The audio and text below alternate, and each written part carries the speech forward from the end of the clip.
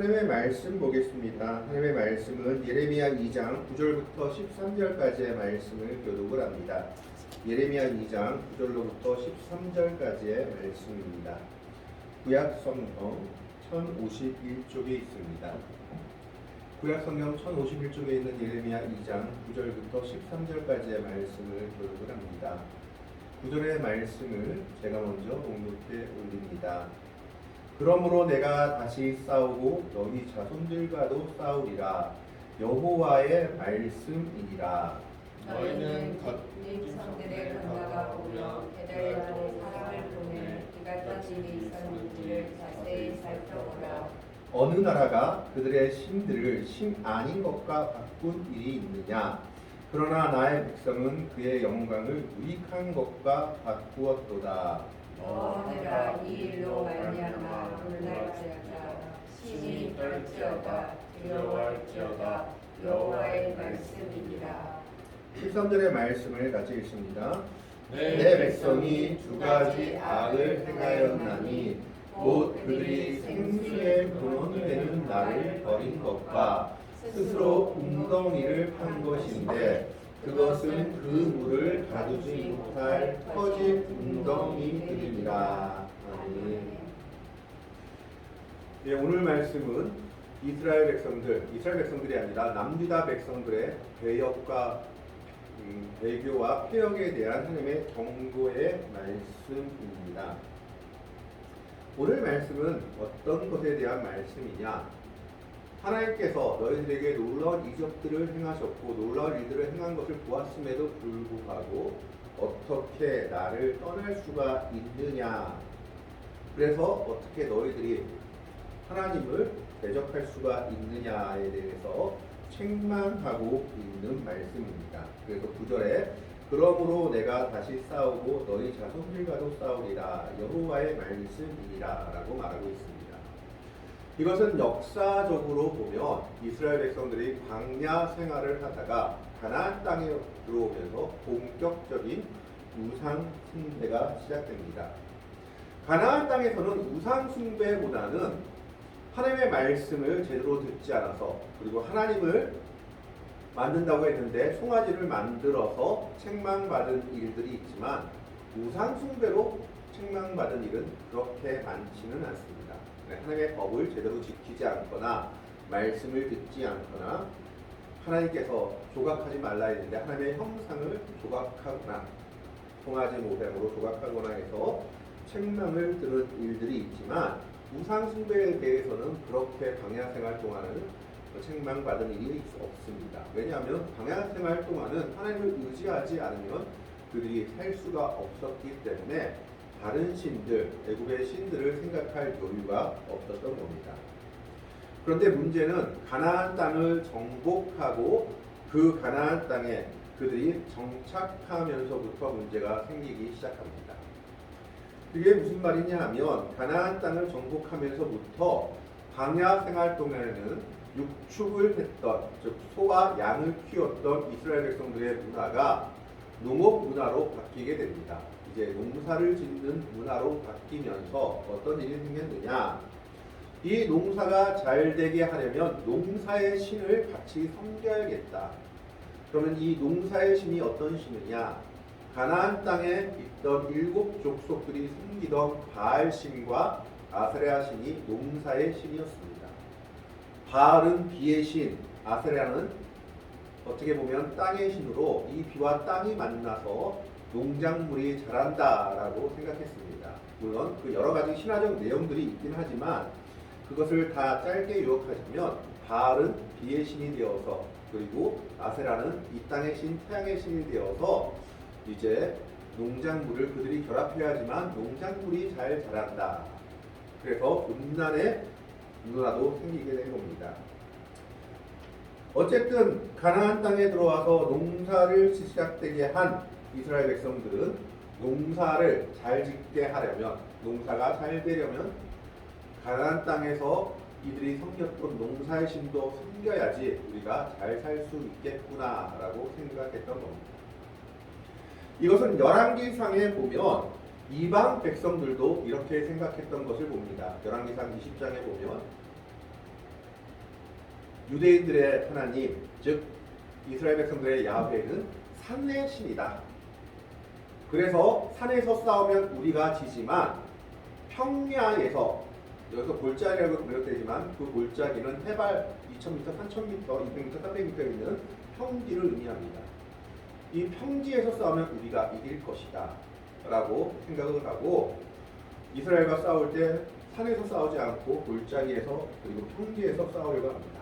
이때 하나님께서 내가 어디 산에만 있는 신이냐, 평지에서 싸워서도 내가 이김을 보게 하리라 라고 해서 이스라엘 백성들이 큰 승리를 거둔 것이 열왕기상에 기록되어 있는 것을 보게 됩니다. 거기서 우리가 유추해 볼 수 있는 것은 이스라엘 백성들뿐만 아니라 이 당시 이방 백성들까지 하나님에 대해서 잘못 생각하고 있었다라는 겁니다. 하나님은 육축의 신, 산의 신이었고, 그리고 농사의 신은 바로 가나안 땅의 신들 바알과 아세라다. 그래서 농사를 잘 짓기 위해서는 그들을 섬겨야겠다라고 생각했던 겁니다. 결국 이 문제 때문에 우상 숭배와 하나님을 잘못 만든 이런 문제들 때문에 북이스라엘이 아수르한테 먼저 멸망당합니다.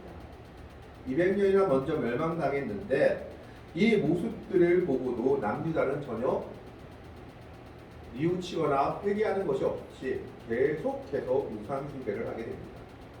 그럼에도 불구하고 농사 지으려면 바알을 섬겨야 돼라고 생각했던 겁니다. 그래서 하나님이 여러 선지자들을 보내서 예언하고 예언했음에도 불구하고 그들은 하나님의 말씀을 외면합니다. 결국 예레미야 시대에 이르러서는 이스라엘 백성들이 결국 멸망의 길을 걷게 되죠. 바벨론한테 세 차례나 침공을 받게 되고, 그리고 그들이 그렇게 의지했던 그 당시 최고의 강대국이었던 이집트, 애국도 그들의 보호자가 되지 못합니다. 그래서 그런 모습을 보고 오늘 하나님께서 이스라엘 백성들에게 지금 책망하고 있는 겁니다. 오늘 예레미야 2장 8절에 보면 더 놀라운 말씀이 하나 나오는데, 본문의 말씀이 아니라 8절에 이렇게 이야기하고 있습니다. 제사장들은 여호와께서 어디 계시냐 말하지 아니하였으며, 율법을 다루는 자들은 나를 알지 못하며, 관리들도 나에게 반역하며, 선지자들은 바알의 이름으로 예언하고 무익한 것들을 따랐느니라. 백성의 지도자와 종교 지도자라는 사람들이 먼저 하나님을 외면하고 바알 신앙을 숭배했다라는 겁니다. 그들이 먼저 바알을 숭배하고 바알 신앙을 가지고 백성들에게 가르치고 있었고, 하나님의 율법은 저 멀리 내팽겨쳐진 상황이었다라는 겁니다. 이걸 조금 더 쉽게 풀어보자면, 오늘날의 목회자들이 하나님의 법, 하나님의 말씀, 기도에 집중하는 것이 아니라 이 땅의 복, 어떻게 보면 기복신앙, 돈 버는 일이 하나님을 섬기는 일보다 더 중요하다, 돈이 최고다라고 말하는 것과 똑같은 거였습니다. 왜냐하면 이 당시 농사가 최고의 그들의 목표였기 때문에 바알을 섬긴다라는 것은 농사를 잘 되게 한다라는 겁니다. 그래서 이 당시 제사장들도 그리고 심지어 선지자들도 바알의 이름으로 예언했다라는 것은 농사 잘 되게 하는 것이 최고다라고 가르치고 있었다라는 것입니다. 하나님의 법을 저버린 채 그런 그들에게 지금 하나님이 뭐라고 말씀하시느냐, 9절에 그러므로 내가 다시 싸우고 너희 자손들과도 싸우리라, 여호와의 말씀이라. 하나님이 이제는 하나님이 택하신 이스라엘 백성들, 유다 백성들의 대적이 되겠다라고 얘기하고 있는 겁니다. 그들이 미워서 멸망시키겠다라는 것이 아니라 그들에게 심판을 통해서 그들이 잘못한 것이 무엇인지 깨닫고 그들을 돌이키게 하기 위해서 이런 일들을 할 것이다 라고 얘기합니다. 그러면서 예를 하나 들죠. 10절의 말씀에 너희는 깃딤 섬들에 건너가 보며 게달에도 사람을 보내어 이같이 일이 있었는지를 자세히 살펴보라. 여기서 깃딤 섬들은 어디냐 하면 역사가 요세푸스에 의하면 지금의 키프로스 섬이라고 합니다. 그리스 남쪽에 있는 섬. 그래서 지중해 동쪽에 있는 섬인데, 이것이 유다의 입장에서 보면 자기들 입장에서는 지중해 동쪽이지만 자기들 입장에서는 서쪽입니다. 서쪽에 있는 그 섬과 유럽 쪽에 있는 섬입니다. 그 섬과 또 게달은 어디냐? 아라비아와 시리아 중간에 있는 민족들이었는데 이 게달은 어떤 사람들이었냐? 무역 상인들, 장사하는 장사치들이었습니다. 그래서 이익을 가장 중요시하는 사람들이었습니다. 그러니까 기띔 섬들 게달이라는 것은 뭐냐면 기띔은 유다의 입장에서 보면 서쪽에 있는 섬이고 게달은 유다 입장에서 보면 동쪽에 있는 지역입니다. 그러니까 동서를 다 둘러보아라 라고 말씀하고 있는 것입니다. 동서를 다 둘러보라는 것은 이 땅을 어디든지 다 둘러보아라. 너희같이 하는 민족이 있는지 둘러보아라는 겁니다. 심지어 게달의 민족들은 계산에 빠른 정말 장사치들입니다. 자기한테 유리한 곳이면 뭐든지 취하는 그런 민족들이었던 겁니다. 그런데 그런 민족이라 할지라도 어떤 일은 안 했느냐? 11절에 어느 나라가 그들의 신들을 신 아닌 것과 바꾼 일이 있느냐? 그러나 나의 백성은 그의 영광을 무익한 것과 바꾸었도다.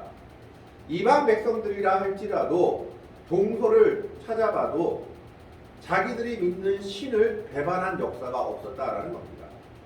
자기들의 민족이 믿는 신을 배반하고 다른 신을 믿는 역사가 없었는데 하나님의 백성이라 하는 너희들은 어떻게 그렇게 쉽게 너희들의 이익을 따라서 하나님을 버리고 다른 신들을 섬기고 쫓아가냐라고 책망하고 있는 겁니다. 심지어 안 믿는 자들, 믿지 않는 다른 신들을 섬기는 자들이라 할지라도 그리고 이익에 정말 빠른 게달의 장사치들이라 할지라도 자기가 믿는 신을 바꾸는 적이 없는데 하나님의 백성이라는 너희는 어떻게 진정한 하나님인 나를 버리고 신 아닌 것을 섬기며 그들을 섬기면 잘 될 것이다 라고 생각하며 그 영광을 무익한 것과 바꾸느냐라고 책망하고 있는 겁니다. 하나님의 백성들이라는 사람들이 이방 백성들보다 오히려 신앙이 못하다라고 얘기하고 있는 겁니다. 믿지 않는 자들은 그들의 신앙을 지키기 위해서 노력하는데 우리 하나님의 백성들은 하나님의 말씀을 지키지도 않고 듣지도 않고 그것을 마음에 품으려고 하지도 않았다라는 겁니다. 그러니 하나님께서 그들에게 진노하시며 그들을 심판하실 수밖에 없다라고 말하고 있는 겁니다. 12절에 너 하늘아 이 일로 말미암아 놀랄지어다 심히 떨지어다 두려워할지어다 여호와의 말씀이니라. 하늘은 하느님이 계신 곳을 말하기도 하지만 하늘이라는 것은 종종 무엇을 의미하느냐? 우상을 의미하기도 합니다. 하늘의 아세라 태양신들을 섬겼던 그런 모습들을 의미합니다. 결국 하나님의 심판으로 말미암아서 그들이 섬기던 우상들이 몰락할 것을 얘기하고 있는 겁니다. 이 일로 말미암아 놀랄지어다 심히 떨지어다 두려워할지어다 여호와의 말씀이니라. 우상을 섬기던 남유다 백성들이 결국은 큰 심판에 이르게 될 것임을 그리고 그들은 멸망하게 될 것임을 예언하고 있는 말씀입니다. 예레미야는 계속해서 외쳤습니다. 돌아와라 회개하라. 그리고 또 하나 외친 것이 있죠. 너희 죄악 때문에 심판받는 것이니 그 심판을 달게 받아들여라. 그래서 느부갓네살 왕, 즉 바벨론한테 항복하는 것이 너희가 살 길이다 라고 얘기했습니다. 그런데 지독하게도 그 말을 안 들은 것이 이스라엘 백성들, 남유다 백성들이었습니다. 그래서 그들은 어떤 일을 했느냐? 우상을 섬기는 것뿐만 아니라 자기들의 힘으로 이 사태를 벗어나고자 했습니다. 그래서 어떤 일이 있었느냐? 시드기야 왕 때는 바벨론이 시드기야를 왕으로 세웠음에도 불구하고 그가 애굽에게 동맹을 청합니다. 이 나라를 독립시키고자 독립주의자들과 함께 애굽에게 동맹을 청하고 애굽이 자기들을 구원할 것이라고 생각했습니다. 나중에 어떻게 됩니까? 애굽이 바벨론과의 전쟁에서 크게 패하고 심지어 바벨론의 속국이 되는 역사가 일어납니다. 그래서 그것에 대해서 하나님께서 이렇게 말하고 있는 겁니다. 13절에 보면 내 백성이 두 가지 악을 행하였나니 곧 그들이 생수에 근원되는 나를 버린 것과 즉 하나님을 버리고 우리가 잘 살기 위해서는 바알이나 다른 이방신을 섬겨야 돼 라고 했던 그들의 모습을 말하고 있는 겁니다. 근데 사실 하나님께 붙어있는 것이 하나님을 믿고 의지하는 것이 그들이 가장 잘 사는 길이었는데 다른 길을 찾는 것이 더 잘 사는 길이다라고 생각해서 하나님을 버리고 농사를 위해서 바알신을 섬기고 아세라를 섬겨야 된다라고 생각했던 겁니다. 그것이 그들의 첫 번째 잘못이었습니다. 두 가지 악 중에 첫 번째 악은 생수의 근원되는 하나님을 버린 겁니다. 하나님을 버리고 이방신을 섬긴 거죠. 물론 이스라엘 백성들의 역사를 보면 하나님을 버린 적은 없습니다. 그럼 어떻게 했느냐? 하나님도 믿고 바알도 믿고 아세라도 믿고 하나님만을 믿지 못한 것이었죠. 그것은 결국 하나님을 버린 것과 똑같다라고 지금 말씀하고 있는 겁니다. 온전히 하나님만을 의지하고 하나님만 믿고 나아가야 되는데 이때는 하나님이 아니고 농사할 때는 바알과 아세라가 필요해라고 얘기하고 있는 겁니다. 두 번째는 스스로 웅덩이를 판 것인데 그것은 그 물을 가두지 못할 터진 웅덩이들이니라라고 말하고 있습니다. 농사를 짓게 되면서 이스라엘 백성들에게 남유다 백성들에게 가장 중요한 게 뭐냐면 물이었습니다.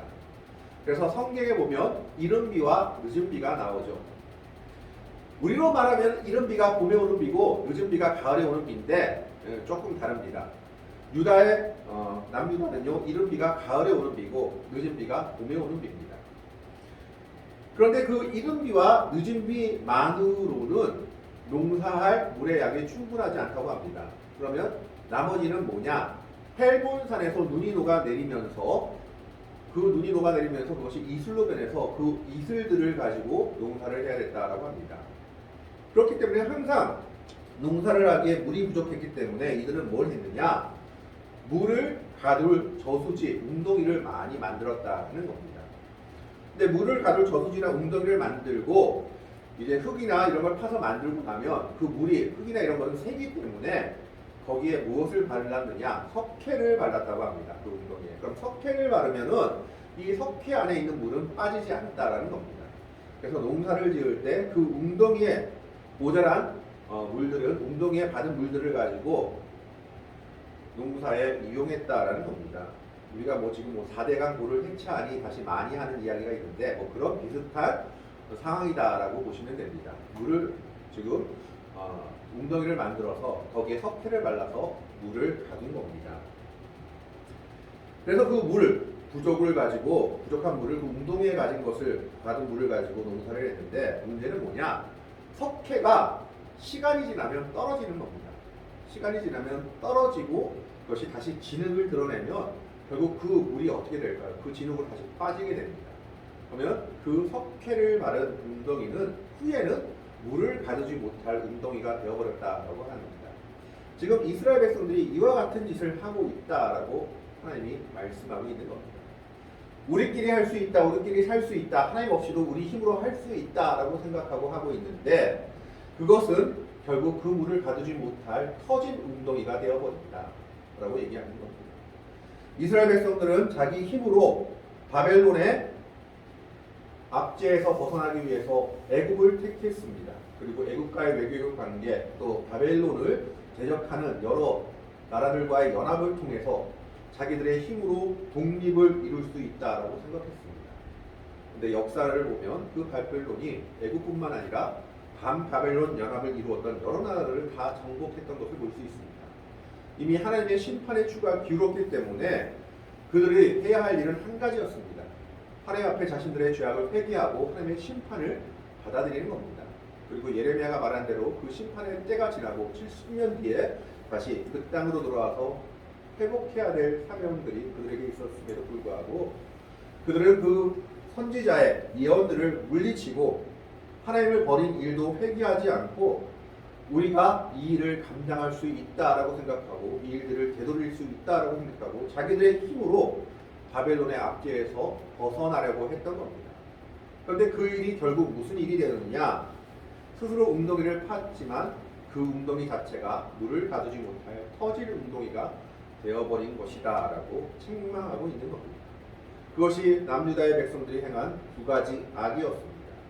첫 번째 악은 하나님을 버리고 우상을 섬긴 악, 두 번째 악은 자기들의 힘으로 하나님의 심판을 벗어나려고 했던 행인이 잘못된 문제였다라고 오늘 예레미야는 남유다 백성들을 향해서 경고하고 있는 겁니다. 하나님께서 심판하실 때 우리는 우리의 모습을 되돌아보며 우리의 죄악을 회개해야 합니다. 그리고 하나님의 심판을 받아들이며 그 속에서 다시 한번 하나님의 사랑과 자비를 구해야 함에도 불구하고 남유다 백성들은 그리하지 못하고 두 가지 다 못하고 심지어 하나님의 심판을 받아들이지도 않고 그리고 그들의 힘으로 그 일을 벗어나려고 했던 것이 하나님 보시기에 죄악이다라고 말하고 있는 겁니다. 후에 보면 예레미야서에 보면 그 일들이 계속 나타나죠. 갈대아인 즉 바벨론한테 항복하는 것이 우리가 살 길이다라고 예레미야가 끈질기게 주장했음에도 불구하고 남유다의 백성들, 유다의 백성들이 예레미야를 데리고 어디로 가느냐? 애굽으로 도망갑니다. 애굽으로 도망가야지 살 수 있다. 그것이 그들의 모습이었던 겁니다.